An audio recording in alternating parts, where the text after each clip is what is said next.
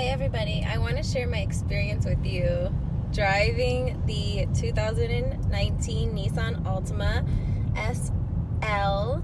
This car is amazing. So I'm in rush hour traffic right now, okay?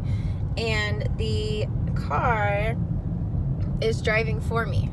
So pretty much like right now, if you can see my feet, they are not on the gas or the brake. Now it is literally braking for me. I'm going, what, 0 miles per hour, pretty much, like 1 or 2 miles an hour. It's keeping me in the lane. It's braking for me. And all I have to do is keep my hand on the steering wheel and not, and pay attention to other drivers driving. So the car, I don't even really have to worry about what this car is. My driving, I don't have to worry about. Well, I'm not even driving. But it's pretty awesome. So for those of you who hate rush hour traffic, which, holy shit, I freaking hate rush hour. I can't stand it. I'm not a good driver in rush hour. I'll be honest. I'm not good at it. Like, I tailgate and I deke and dive or, weave my way through traffic. See, look, it's braking for me now. Now right here, look at this feature. So you can keep, see now, like literally it's braking all the way. It's so awesome.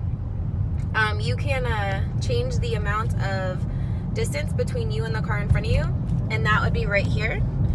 And so you can do 1, 2, or 3. So the farther you are away from the car, or the more lines you have, the farther it will keep you away from the car in front of you. Now, like I said, I tailgate, and I think that the 3-line gap is just ridiculous. And so I keep it at the 1 line, which is exactly this far, about 1 car's distance ahead. It kind of, I feel like it automatically adjusts a little bit when you do have, when you are traveling at a higher speed. It will kind of give that extra gap for the, distance in between. This car, I mean, it's a great car. Over here, we have Apple Play. I don't have my phone plugged in currently, but there is Apple Play.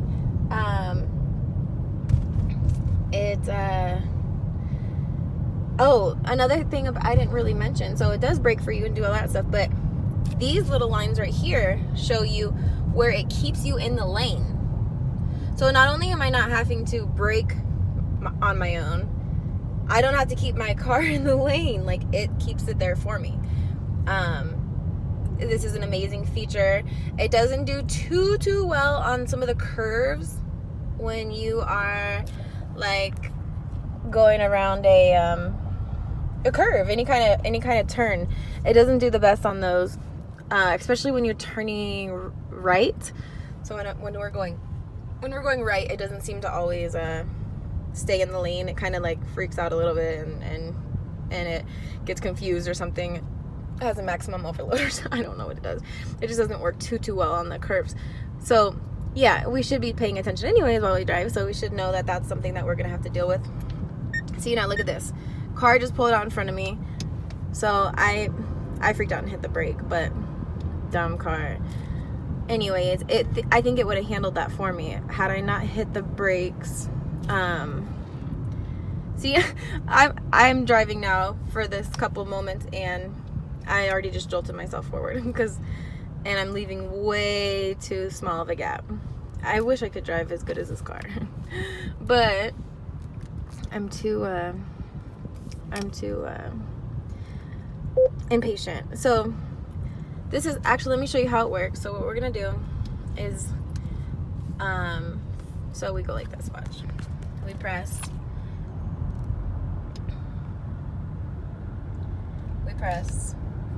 this button, the like sensor button. This will pop up on the dash. You can change these settings to, whatever you prefer. So once you are ready to start your cruise control, you press set. It's gonna put the speed right up here on the dash. You can change that speed by pressing these up and down buttons. It will, once it feels like it, I guess. I'm not really sure when it actually does put you with the green lines in the lane, but once you see those green lines on the outside of the car, you're good. So now I'm going really slow. So what it will do is it will show you, like, so say the speed limit 65, which that's what it is right here. I'm actually going to put the speed limit, I'm going to put the cruise control at 65. So ultimately, I want to be going 65 miles an hour or faster. And until there's no car in front of me, as there is right now, until there's no car in front of me, it's going to keep me whatever speed we got to go, flowing with traffic. And when I'm able to go 65, because there's no car in front of me, it's going to allow me. So now there's that car moved over. So technically this should speed up right here. So here we go. We just lost lane control for some reason. I'm not exactly sure why. There, we got it back. Okay. Car's in front of me, so it braked. Okay, now it's kind of freaking out. See, a lot of movement and shit really like irritated or something. Like it's too much. I think it's like, hello, pay attention. Why don't you handle this, because you're an actual person and I'm a computer. So in half a mile, it's braking for me now. To exit 153A. We're coming up on some rush hour. I'm not doing anything. Sky Harbor Airport. It braked all that for me. It's keeping me in the lane. Now, when you go to switch lanes, if you just try to switch and don't put your blinker on, it's going to, watch, I'll show you. So it's gonna, well, there's a car coming now. I actually need to get over pretty soon here, so let's see. So if I try to get over without doing that, it's gonna try to, it's either gonna cancel the lane guidance, or it's gonna like jerk me back or vibrate the steering wheel, which are all settings you can adjust to your preference. The you can put the blinker on. It's gonna allow you to switch lanes with the blinker, and then it's going to allow you to switch lanes with the blinker, and then it's going to exit right to exit 153A, State Route 143 North, Sky Harbor Airport. I think I just got honked at. People are so rushy in the morning. Don't they know we're doing like a demo here? Gosh, I'm just kidding. Okay, so now back to the fun stuff. So now we're gonna again activate it by selecting this button here, which it says on your thing, it'll say set, activate. You press set, that activates it. And then change your set speed, how fast do you want to go. Eventually, I like to go fast. No, I'm trying to be a slower driver. That's why I let the car drive for me. I set the speed. I can't, obviously. Well, another cool feature is 1 miles. Exit 2, exit 3A, Arizona Loop 202 East. Another cool thing is that, like, when you are having it set for a certain speed, so say I have it set for 65, it's gonna cap me off at 65. When it's safe to do so, it will take me up to 65. Okay, so then if I want to go faster, but I still want it to keep me in the lane, all I have to do is hit the gas. It's gonna allow me to accelerate, and it's going to allow me to again let go of the gas pedal, and then it will take over, gradually gradually bringing me down to the 65 miles an hour that I initially set on there. It does go, you can increase your speed, decrease your speed. It will go by 1 mile per hour, and then it goes up to like 5 miles an hour, and I think it might even skip by 10 if I'm not mistaken. Vehicle stopped on shoulder ahead. And so yeah, it's pretty cool. This car is really exit right to exit 3A, Arizona got some new cool features that are very desirable. I love it. It will vibrate when you change lanes. It will vibrate when the car's in front of you too close. Car behind, if you're backing up, it has automatic parking brake activation when you are about to back into something. It will jolt you like nobody's business. Be careful, because if you do back up fast like me, like I could probably drive to work backwards. In 1,000 feet, stay to the left. But when you back up too quickly, it will throw on that emergency brake Stay and to the left, you'll Arizona be Loop like, 202 East. it's quite a whiplash situation. But no, it's not that bad, but it is kind of annoying.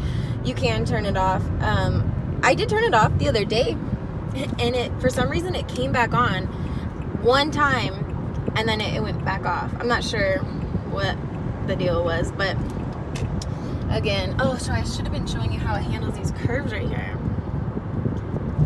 Oh, darn. Okay, well, too late. Darn it. Alright, well, if you want to see... 1.5 miles. Exit to exit 7, Scottsdale Road, Rural Road. If you want to see it in action on a curve, let me know and I will post another video. But for now, well, here you go. Here's a little curve. This is a bit itty-bitty one, but it's still handling it very well. I'm not braking. I'm not hitting the gas or turning the wheel on my own right now. I'm just holding it because you do have to hold it, otherwise it will get fussy with In you. 1 mile. You can let go. Exit right. And it will literally drive for you. You'll see your steering wheel just moving by itself, which is a little bit creepy. Oh, see, it just took me off because now this lane is really big. It's a merging lane, so it doesn't recognize the lanes on either side. Or maybe it does on the left, but not the right. It was too far away. So it kicked it off. That's that sound you heard. Anyways, all right. That's all for now. Like I said, if you want another video, send me a message or a comment below.